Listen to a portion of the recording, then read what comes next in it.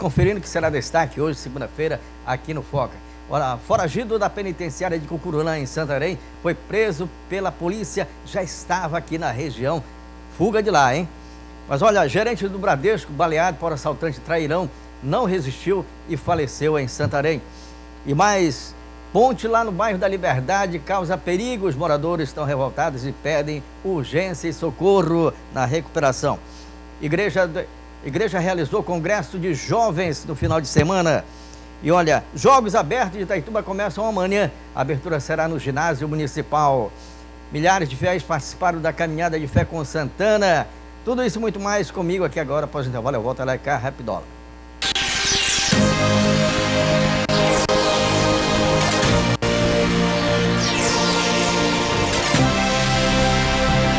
Vamos começar falando de um assunto muito delicado, até porque na semana passada uma pessoa morreu, um médico, né?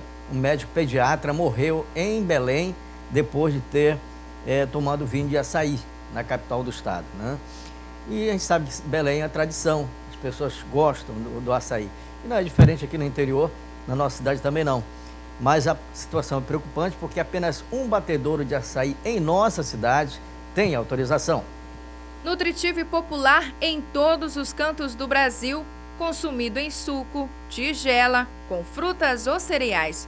O açaí é realmente delicioso, mas infelizmente é um dos meios de transmissão da doença de Chagas, uma infecção causada pelo protozoário e transmitida por insetos como o barbeiro.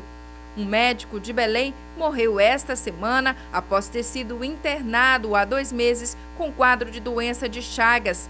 A suspeita é de que o médico tenha contraído a doença ao tomar o açaí contaminado.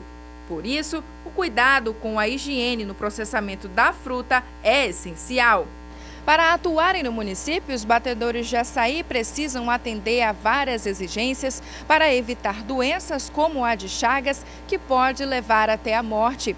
Segundo dados da Divisão de Vigilância e Saúde da Secretaria Municipal de Saúde, dos 11 batedores cadastrados, somente um está licenciado. Segundo a Secretaria de Estado de Saúde Pública, o maior número de casos está concentrado na capital, Belém. Mas em 2014, foram confirmados 137 casos da doença de Chagas em 20 municípios paraenses. Em Itaituba, o fato de os batedores ainda não terem a devida licença para comercialização e processamento do açaí é uma grande preocupação do município. Como a gente tem notificado do ano passado para cá 12 estabelecimentos, né, de processamento de açaí, é uma preocupação que realmente só um tenha vindo fazer o cadastramento e a liberação da licença, né? Ou seja, só um desses 12 batedores de açaí estariam autorizados a estar comercializando o produto. Todos os batedores devem se qualificar com cursos de boas práticas de processamento do açaí ou com o uso do branqueador, um aparelho que higieniza o fruto e elimina quase 100% das impurezas que contaminam o produto. O curso iria ser realizado pela Secretaria Estadual de Desenvolvimento Agropecuário e da Pesca no início do ano, mas segundo a SEDAP, o instrutor não teve disponibilidade para vir ao município.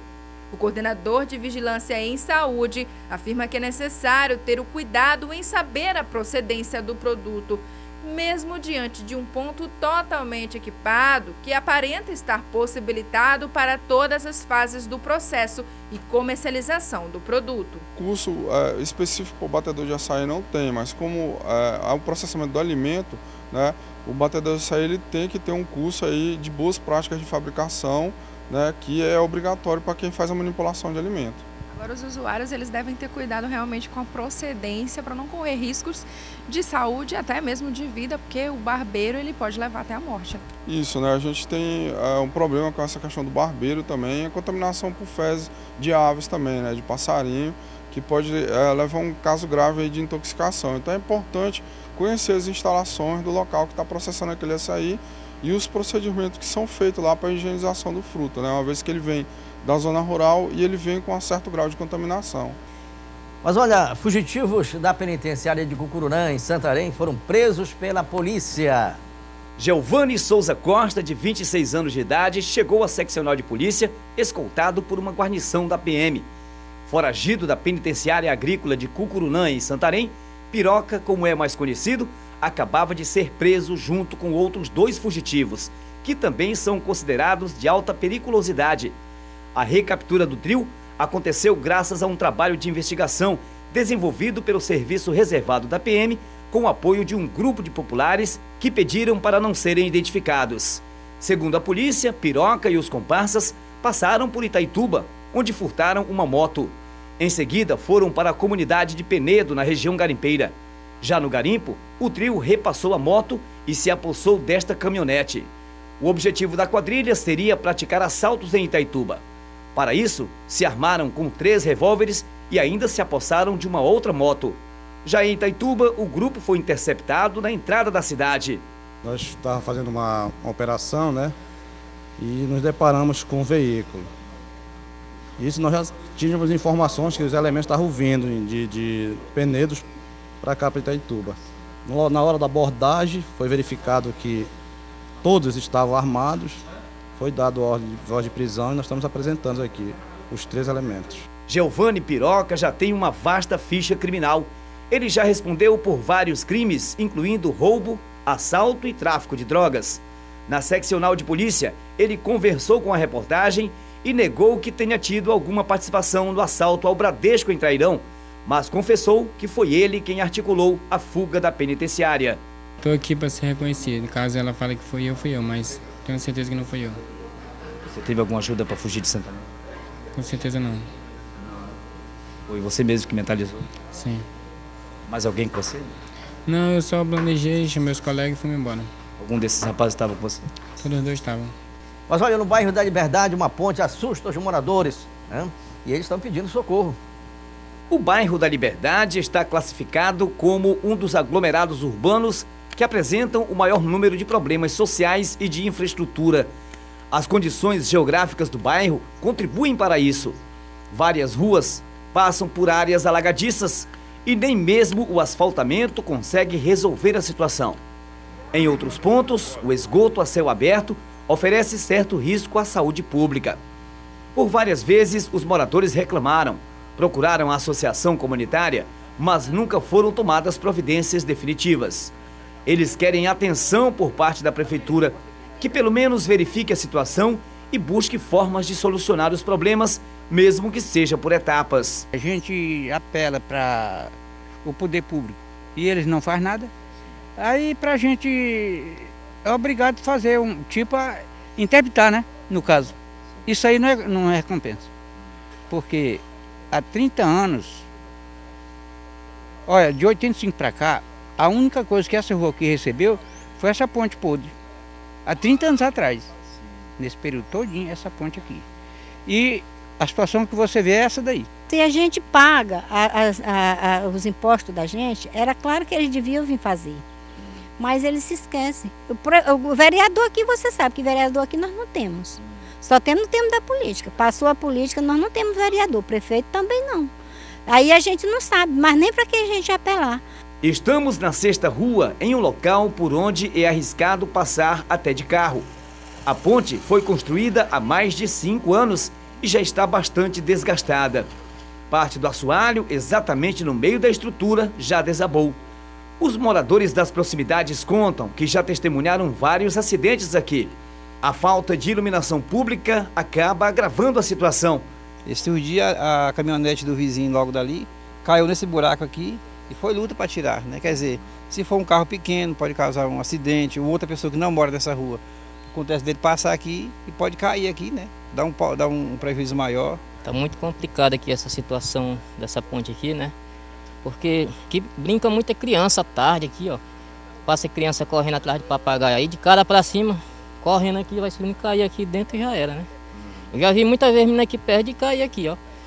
O carro já chegou a cair aqui, ficou aqui, passou a tarde toda, né? Na verdade, o pessoal que trabalha sobre esse negócio de recuperação de pontes, essas coisas aqui na cidade, né? Tem que ver aqui, a prefeita também tem que dar uma olhada nesse bairro aqui. Mora aqui mais de 30 anos aqui. Desse jeito mesmo, só a pedra mesmo e buraco. Fizeram essa pontezinha melhor, né? Mas com certeza eles vão ver isso aí e conseguir ajeitar essas pontes para nós. Aqui é muito perigoso, né? Isso aqui tem que ter um guarda-mão aqui de um lado a outro, né? Também que é perigoso. Para se ter uma ideia do grau de dificuldade, aqui estão expostos os moradores aqui da 6ª Rua do bairro da Liberdade. Eles destacam que a obra de expansão do sistema de abastecimento de água da Cozampa foi executada praticamente no bairro inteiro, menos aqui na 6ª Rua. Eles ainda reclamam que falta iluminação pública, falta infraestrutura e esperam que sejam tomadas providências o mais rápido possível, antes que algo de mais grave venha a acontecer. Ainda na 6ª Rua, essa moradora conta que as famílias se reuniram e fizeram um mutirão para limpar o que fosse possível. Mas essa atitude foi apenas um paliativo diante de tantos problemas. A providência, nós sabemos que tudo depende de muito esforço e de muita boa vontade. Mas eu acho que o bairro da Liberdade, além de ter dentro dele todos esses vereadores que fazem parte dessa Câmara aqui de Itaituba, tem também a nossa gestora que deveria dar um pouco mais de atenção, porque nós somos uma comunidade muito grande dentro da Liberdade. O comerciante diz que já pensou em mudar de local. Ele mora na 5ª Rua, onde os buracos e a lama já se tornaram companheiros frequentes. Pede encarecidamente para a nossa excelência prefeita que ela olhe para o bairro da Liberdade, que aqui também tem cristão, nós precisamos. Eu pago imposto alto aqui, né? E aí a gente mexe com o comércio aqui, tá quase para fechar as portas, porque o pessoal já não está quase nem podendo chegar aqui até o estabelecimento. As cobranças vão direto para o presidente da Associação de Moradores. Segundo ele, já foram encaminhados documentos para a Seminfra pedindo providências.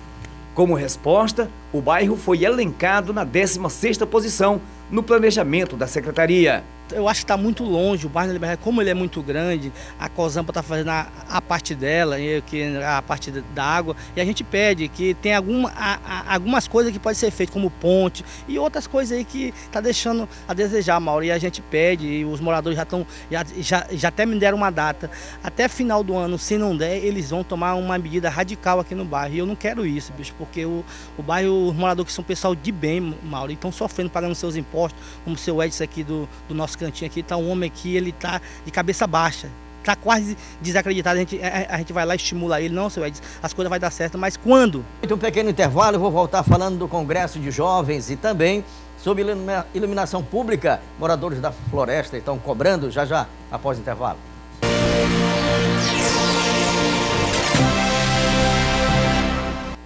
Olha, senador Flecha Ribeiro faz visita à região, né, em municípios também daqui da região do Tapajós.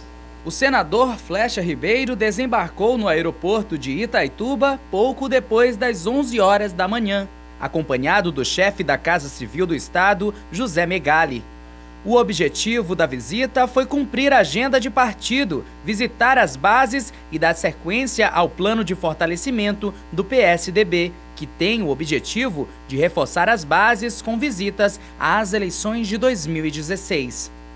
Mas, ainda no aeroporto, o senador conversou rapidamente com a imprensa, abordando o projeto de sua autoria, que tramita no Senado, sugerindo novos critérios para a criação de novos municípios, levando em conta a extensa relação de localidades do interior que tem essa pretensão. Eu pedi ao presidente Renan que o colocasse como primeiro item da pauta, tão logo ela ficasse desobstruída pelas medidas provisórias que foram lidas naquele dia. Eu acredito que isso vai acontecer terça ou quarta-feira dessa próxima semana. Aí nós teremos a aprovação do projeto pelo Senado e o encaminhamento para a Câmara.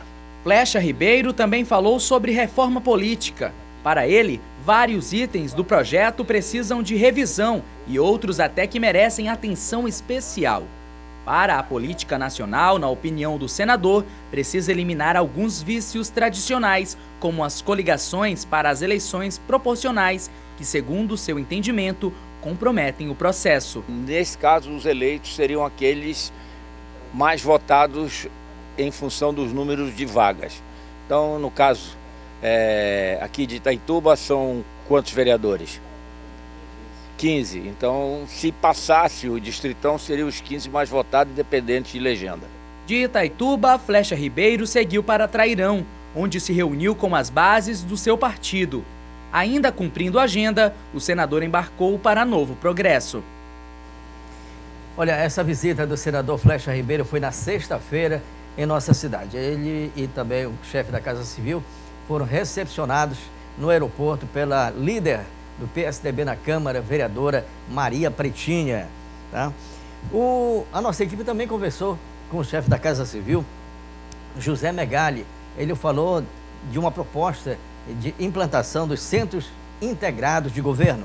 O chefe da Casa Civil do Estado veio em companhia do senador Flecha Ribeiro, uma das maiores lideranças do PSDB na Amazônia. O objetivo da visita, além de contribuir para o plano de fortalecimento do partido no interior, foi dar sequência ao projeto de criação dos centros integrados de governo, que propõe um tipo de descentralização do poder no Estado, instalando o governo nas regiões mais distantes da capital.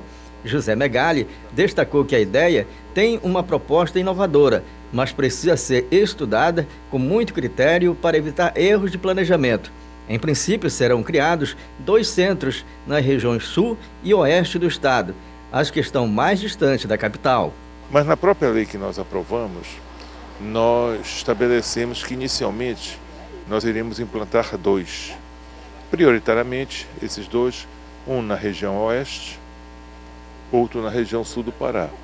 Exatamente por serem as 2 regiões mais distantes da capital e que ficam, em função dessa distância, com mais dificuldades administrativas no que diz respeito aos despachos dos prefeitos e das lideranças com o governo estadual, além da dificuldade que é o acompanhamento das obras e serviços que o governo presta nessas regiões por conta desse distanciamento. Na verdade, os centros integrados de governo são como um braço do Executivo Estadual nas regiões. Eles vão dinamizar e garantir a governabilidade com mais eficiência, organizando a atuação das secretarias executivas. Então, os centros integrados eles vão vir para coordenar e acompanhar as ações dos estados nessas regiões que são mais distantes, que precisam de uma atenção mais especial. É esse que é o objetivo e a gente espera que no final deste ano a gente tenha um diagnóstico de como fazer isso, para que para o ano a gente já possa começar o ano com esses 2 centros implantados para estudar o seu funcionamento e fazendo as adequações necessárias e depois expandir nas outras regiões do Pará. Mas olha, vamos falar do Congresso de Jovens realizado no final de semana. Durante 3 dias, a Igreja do Evangelho Quadrangular realizou aqui em Itaituba a 9ª edição do Congresso de Jovens, que teve como tema Jovens Marcados por Cristo. Mais de 1.400 jovens participaram na sexta, no sábado e no encerramento que aconteceu no domingo. A abertura do evento foi no Clube Carrapicho e contou com as apresentações de grupos de danças, cânticos e louvores. 2 convidados vindos da cidade de Alagoinhas, Minas Gerais, foram os responsáveis pelas pregações e os louvores durante os 3 dias de congresso. O cantor Tião Viana, vocalista do grupo Diante do Trono, foi um dos convidados.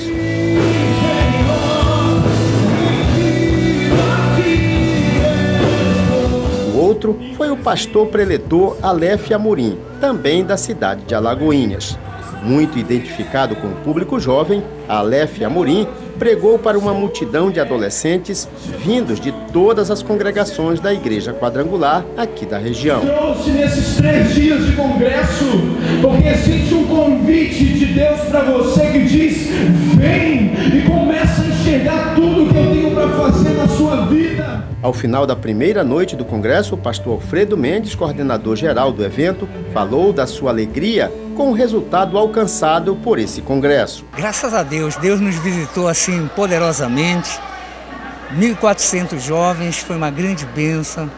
E eu tenho certeza que esses 2 dias ainda para o encerramento desse congresso, ainda vai acontecer coisas espetaculares. O pastor também destacou a necessidade de a igreja manter sempre um olhar voltado para a juventude de nossa cidade. A gente tem crescido tanto para a glória de Deus que a gente não consegue mais fazer dentro da igreja, ficou pequeno o espaço lá. E aí a gente está procurando lugares assim onde possa alcançar o maior número de jovens.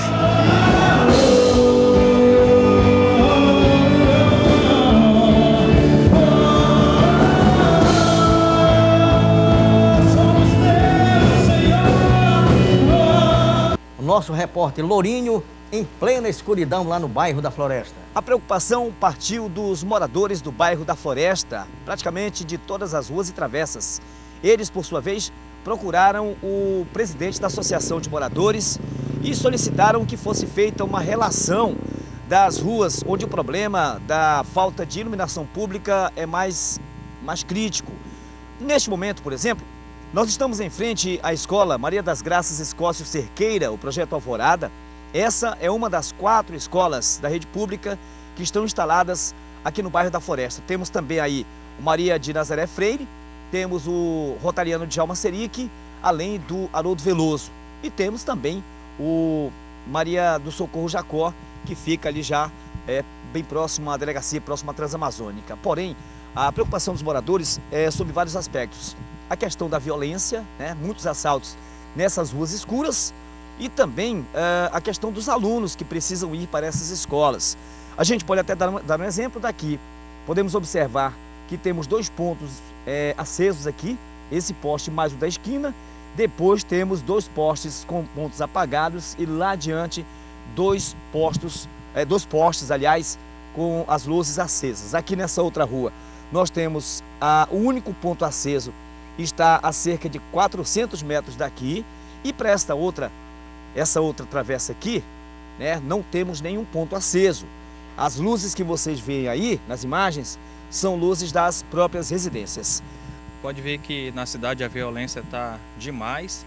Imagine uma situação dessa aqui, uma escuridão, que a gente não, se for apagar a iluminação da câmera, não dá de enxergar nada, né?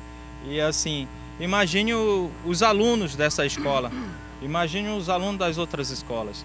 Aí, sensibilizando dessa causa, fizemos um levantamento de algumas ruas, né? A 9ª rua, a 10ª rua, tem a 14ª, a 15ª está com todos os pontos apagados, né? E se sentindo nessa obrigação como associação representando os moradores, vocês podem ver nas imagens, foi feito todo um levantamento, né? As pessoas assinaram e aderiram a esse movimento, esse tipo de manifestação, né? Endereços, tudo, para a gente ir lá no setor de iluminação pública, fazer a entrega, protocolar todo esse documento, que assim, quero frisar um ponto importante, porque a iluminação pública, ela sempre está lá no talão de luz. Pago, né? É pago. E mais, a iluminação pública, ela é conforme o seu consumo. Você sabia que sobre o seu consumo, ela não tem uma taxa fixa, entendeu? Quem paga R$200, paga R$50 de iluminação pública. Quem paga é variado. Então, aí vocês podem ver aqui, ó, que não tem iluminação pública, né? Nesse porte. E aí, o outro ali também não tem. Não tem. E aí, o vizinho do lado, o outro vizinho, todos vêm no talão de luz, vem aquela taxa de iluminação pública, tendo iluminação ou não. Assim, a gente não está aqui para criticar, a gente está só para alertar essa situação que está calamitosa aqui no bairro da Floresta. Vocês podem ver que nós estamos num ponto estratégico, né? Tudo escuro e assim, tem mais pontos mais críticos ainda. Mas olha, a caminhada de fé com Santana, milhares de fiéis participaram de mais uma edição. A caminhada de Santana aconteceu neste último final de semana. Várias pessoas se reuniram no período da tarde em frente ao ginásio municipal, onde foram conduzidas até a fazenda Rosa de Maio.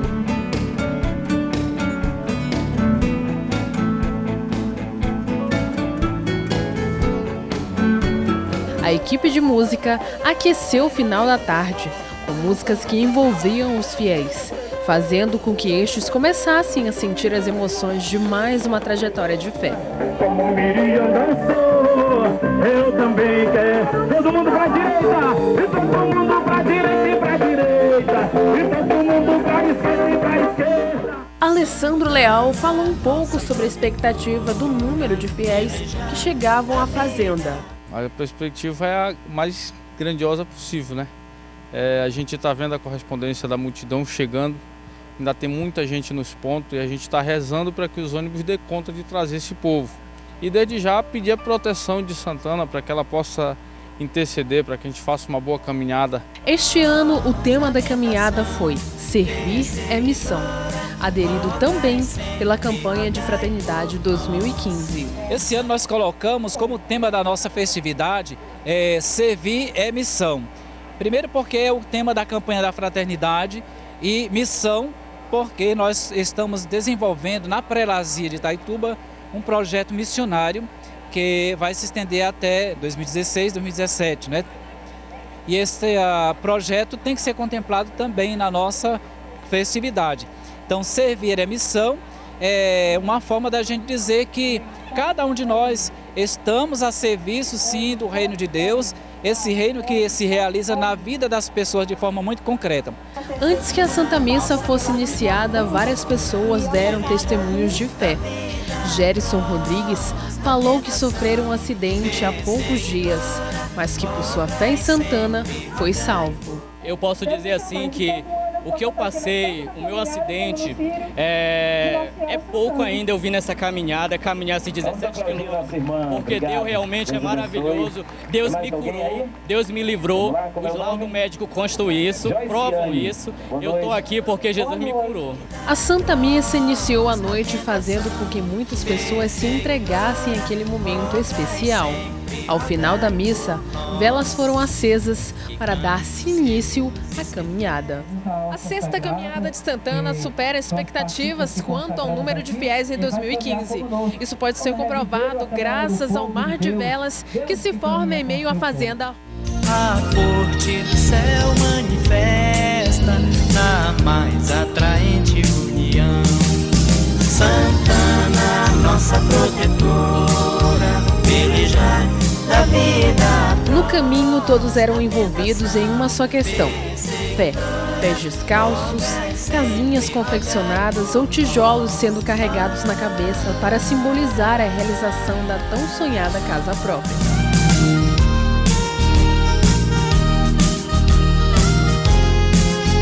Por volta de 3 horas da madrugada de domingo, mais um ato de fé foi concluído.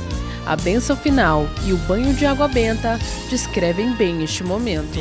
Santana, nossa protetora, no pelejar da vida atroz, na tentação perseguidora, rogai sempre, rogai por nós. Mas olha, a polícia conseguiu, aliás, que esse fato ocorrido em Trairão teve uma repercussão muito grande. O gerente do Bradesco lá, baleado pelos assaltantes, não resistiu, apesar de todo o esforço da equipe médica em Santarém, ele veio a falecer. Mas a polícia conseguiu prender 2 suspeitos, tá, de dar apoio à quadrilha que assaltou o banco lá. As imagens que dominaram as redes sociais no último final de semana mostram uma cidade em pânico. A população de Trairão, a 1.100 quilômetros de Belém, no oeste do estado, viveu momentos de terror com a presença da quadrilha. Era por volta das 11 horas da manhã, quando o grupo chegou à cidade, vindo do distrito de Caracol, onde roubou um carro para ajudar na fuga. Os bandidos entraram na agência bancária e renderam clientes e funcionários. Eles tentaram forçar o gerente a abrir o cofre, mas não foram atendidos e acabaram atirando nas pernas do bancário, que ainda foi submetido a uma sessão de tortura. O grupo tomou 6 pessoas como reféns.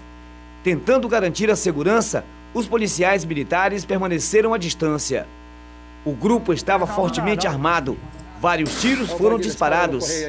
Neste vídeo é possível notar que um dos disparos efetuados pelos bandidos já em fuga foi em direção a uma residência.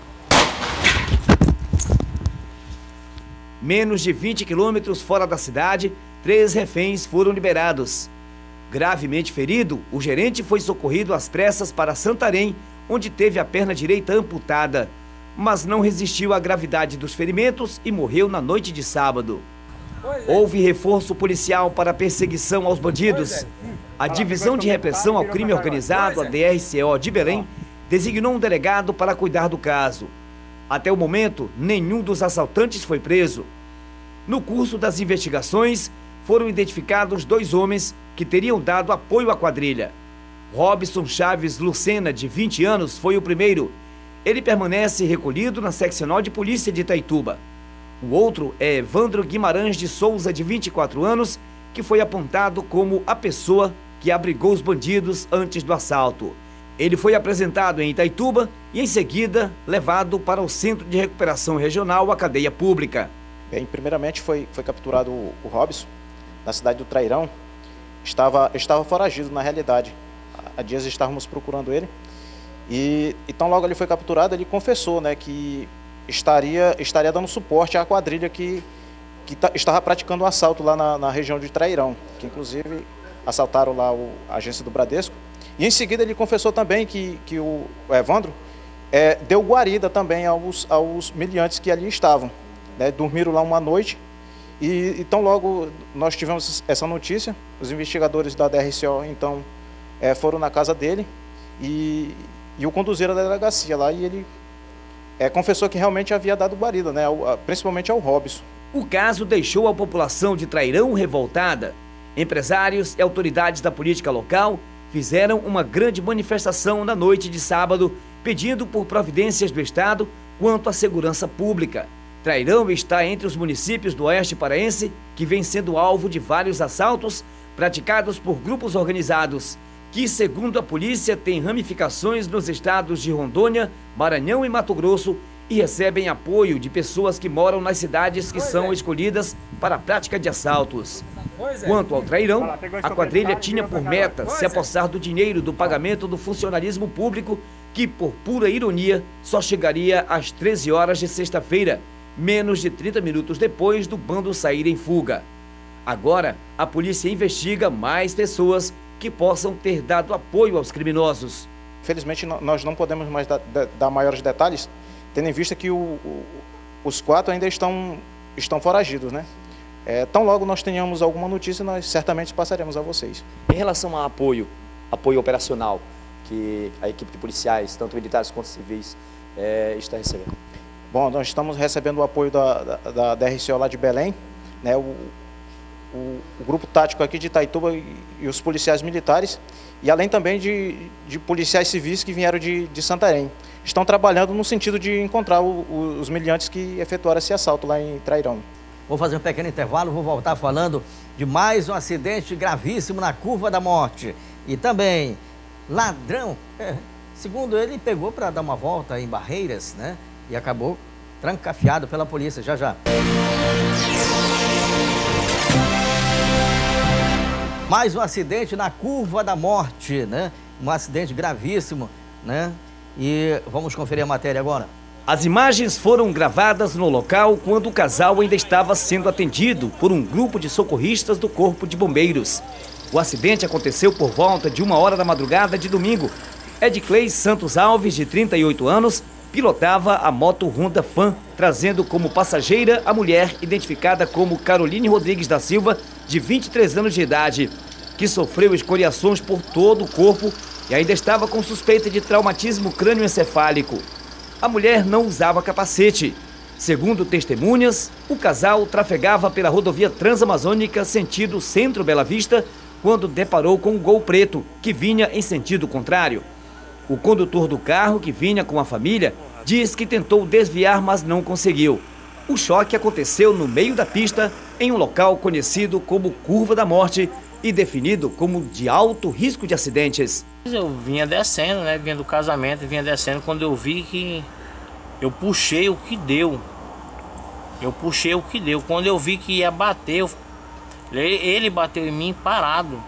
Eu falei para Cleice, que vinha atrás com a criança, eu falei assim, segura que vai bater. Desci, fui lá com ela, desvirei ela e pedi para ela não se mexer, que o socorro estava chegando. E o cara discutindo comigo, dizendo que eu estava errado. O carro e a moto foram levados para a seccional de polícia, junto com o condutor, que foi encaminhado para prestar depoimento.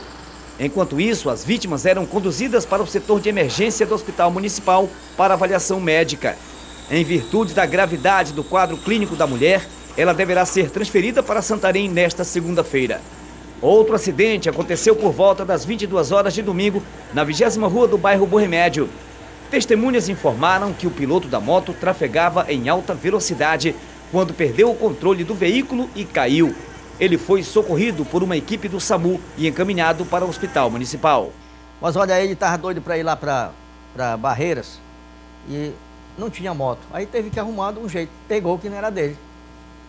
O comando da Polícia Militar aqui em Itaituba destacou para a comunidade de Barreiras um grupo de aproximadamente 20 policiais para garantirem a segurança durante a programação do Festival dos Peixes. E o trabalho da Polícia Militar realmente foi bastante proveitoso, uma vez que foram coibidas diversas ações de indivíduos que, em vez de irem se divertir na vila, iam perturbar a paz. E numa dessas situações, a polícia fez a detenção do Isaac Costa Nunes. Esse rapazote aqui de camisa clara, camisa cor-de-rosa, ele tem 19 anos de idade e ele é acusado de estar em uma moto que é suspeita de ter sido utilizada para a prática de assaltos aqui em Itaituba. Junto com ele foi detido também esse menor de idade, é o AAF, de 15 anos, que será submetido, pela sua condição, né, de menor, a procedimento especial. Isaac, você quer dizer alguma coisa em sua defesa? Quer dizer nada não? Tá, agora a situação aqui do Isaac é a seguinte. Ele teria furtado essa moto para ir para o Festival de Barreiras. E o irmão dele, que estava dormindo em casa, foi preso no lugar dele. Passou o restante do sono aqui, recolhido na cela temporária da Seccional de Polícia. Sargento Ronaldo, que recebeu a situação, e, né, sargento, foi comunicado de que esses rapazes aí estariam em uma moto lá que suspeita de ser utilizado em ação? Realmente, a gente estava já pela madrugada, quase 6 horas da manhã, enquanto eles estavam andando numa moto com a descarga barulhenta, então em atitude suspeita, fazendo nada, então a gente abordou, uma vez que eles olharam a gente, né, e se evadiram do local, então a gente conseguiu localizar onde estava a moto e só que eles abandonaram a moto. E de longe a gente ficou verificando a situação da moto, enquanto depois ele apareceu o menor. Aí os 2 policiais foram na frente para deter ele, enquanto a gente visse que alguém viesse buscar a moto. E foi quando apareceu um rapaz, e eu estava conversando com o comerciante, e de rápido o rapaz ligou a moto e quis sair, só que eu me antecipei e derrubei ele junto com a moto e consegui. Só que o outro saiu, correu, ele se evadiu-se do local, mas a moto ficou. Então recolheu a moto e recolhemos ele e foram perguntar para ele a verdadeira situação dessa moto. Ele abriu dizendo que a moto era furtada, que era uma moto de produtos de roubo, que eles vinham, esse rapazinho lá vinha praticando roubo na cidade de celulares. Ele e mais um outro, eles foram em 4 em cima dessa moto, só que foi capturado só eles 2. Inclusive o rapaz, o Isaac, o próprio irmão dele disse que ele já tem algumas passagens aqui, né? Roubo, furto, assalto. Isso, a gente não conhece muito bem a vida pregressa dele, mas pelo que o garoto falou, então ele é acostumado a fazer essa prática de assalto a celulares na cidade. Mas olha, a matéria com relação ao Festival de Barreiras, como eu já falei agora há pouco, nós vamos mostrar amanhã na íntegra, com todos os detalhes desse grande festival, tá? Mas agora você vai ter um pouquinho, né, daquilo que foi realmente essa festa em Barreiras.